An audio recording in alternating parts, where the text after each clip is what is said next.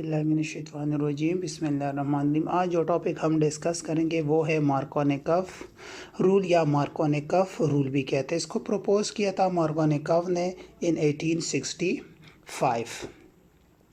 ये रूल क्या कहता है? ये रूल जनरली आपको पता है कि alkene and alkyne electrophilic addition reaction show करते हैं। कौन से? Electrophilic addition reactions. तो ये रूल ये कहता है कि लेट्स सपोज ये आपके पास एक अल्कीन है। अब इस अल्कीन को देखिए, डबली बॉन्डेड कार्बन को अगर आप देखते हैं तो यहाँ पे एक कार्बन के साइड पे H2 है, दूसरे कार्बन के साइड पे सिर्फ H है। ठीक है। सो जो डबली बॉन्डेड कार्बन है A और B, A के साथ 2 हाइड्रोजन है, B के साथ 1 हाइड्रोजन है। तो ये रूल ये कहता है कि जो अटैकिंग रिएजेंट है ये HOH, जिस पे पॉजिटिव और नेगेटिव होते हैं, जो अनसिमेट्रिक होता है, इसका जो पॉजिटिव पार्ट है ये उस कार्बन पे अटैक करेगा जिसके पास नंबर ऑफ हाइड्रोजन ज़्यादा होंगे।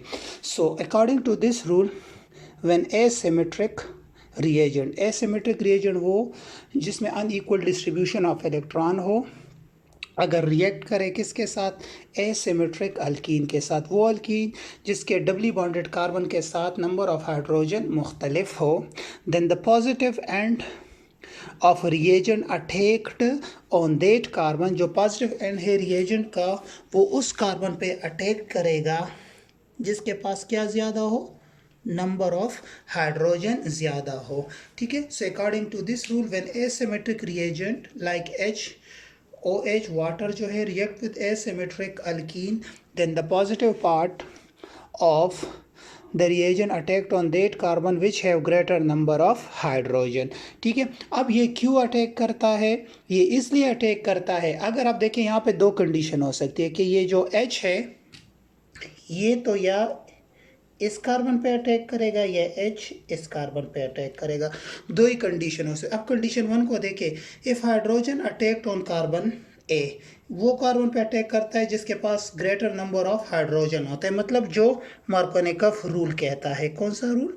मार्कोनिकॉफ रूल जो कहता है उसके बेस पे अगर अटैक करेगा, सो यहाँ पे CH3 हो जाएगा।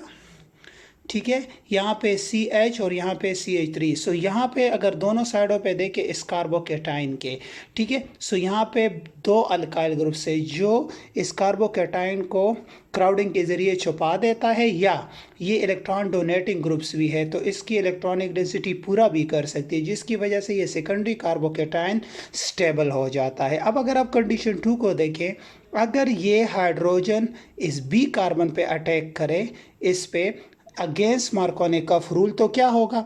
अगर बी कार्बन पे अटैक करेगा तो यहाँ पे CH3 हो जाएगा अपनी जगह पे, ये CH2 हो जाएगा और ये भी CH2 हो जाएगा। अब ये पॉजिटिव इस टर्मिनल एंड पे आ जाएगा। अब यहाँ पे प्राइमरी कार्बोकेटाइन बन गया। जो प्राइमरी कार्बोकेटाइन इसके एक साइड पे अल्काइल ग्रुप है, दूसरे साइड पे है नहीं, तो क्राउडिंग भी कम है और इलेक्ट्रॉन डोनेटिंग ग्रुप्स भी दोनों साइडों पे नहीं है, सिर्फ एक साइड पे है, जिसकी वजह से प्राइमरी कार्बोकेटाइन अनस्टेबल होता है। सो जब भी unsymmetric reagent like HOH attack करेगा अनसिमेट्रिक या एसिमेट्रिक अल्कीन पे, तो जो पॉजिटिव पार्ट है ये उस कार्बन पे अटैक करेगा जिसके पास नंबर ऑफ हाइड्रोजन ज़्यादा होंगे, और उस पे नेगेटिव पार्ट अटैक करेगा जिसके पास नंबर ऑफ हाइड्रोजन कम होंगे, और इसको मार्कोनिकॉफ रूल कहते हैं। ये अल्कीन में भी अप्लाई हो सकता है और अल्काइन में भी, लेकिन शर्त क्या है कि डबली बॉन्डेड कार्बन के दोनों साइडों पे नंबर ऑफ हाइड्रोजन एक दूसरे से मुख्तलिफ हो। अगर नंबर ऑफ हाइड्रोजन सेम होंगे